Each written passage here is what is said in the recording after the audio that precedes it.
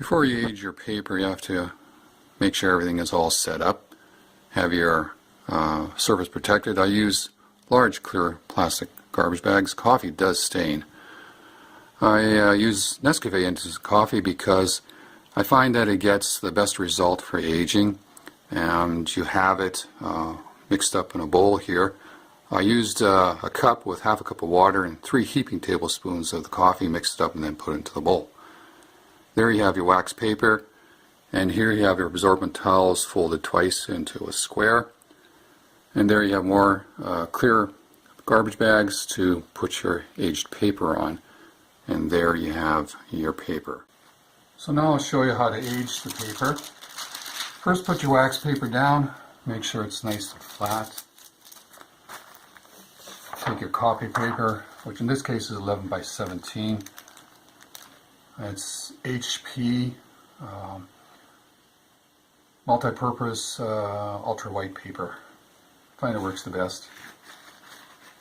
You take your napkin, stretch it all up, and you're going to dip it into your bowl of coffee. Squeeze out a little bit, not too much, and wipe your sheet down.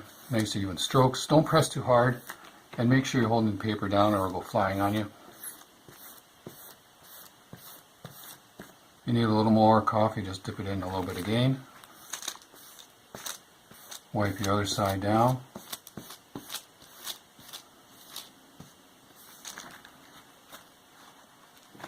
Take a clean, folded absorbent paper and just wipe your sheet down. Keep wiping it so it doesn't look streaky. You have to begin wiping immediately, otherwise you will get streak paper. Doesn't look so good for aging.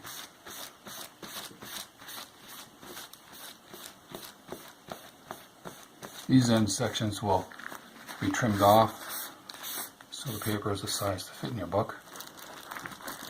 Lift up the wax paper, carefully take your paper, turn it over, replace it down, dip your applicator, which is again the absorbent toweling, into the coffee and wipe again.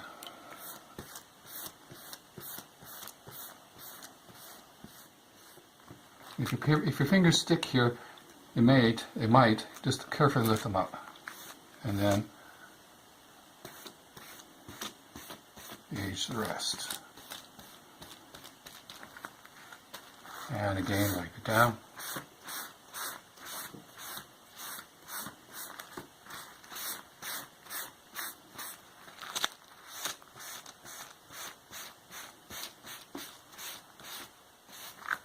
You might have some fingerprints, just carefully wipe them up.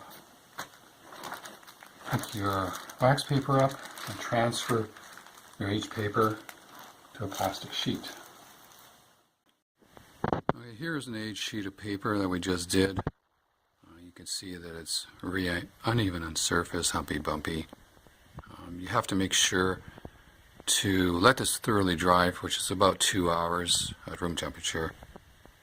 And then you have to iron it flat on a hard surface. Make sure to iron the edges especially flat. Get this paper as flat as possible using an iron set to the hottest setting, which is cotton linen. And once that is done, you can put it in your printer. If you don't iron this as flat as you can get it, it will jam up your printer. I'm going to show you how to percolate a printed sheet. It's been cut, trimmed, and printed. So you take your wadding and squeeze most of the coffee liquid out of it. And then hold it down and just gently rub. Do not rub on the ink at all, as inkjet ink will smear and bleed. So just do your percolaging like this.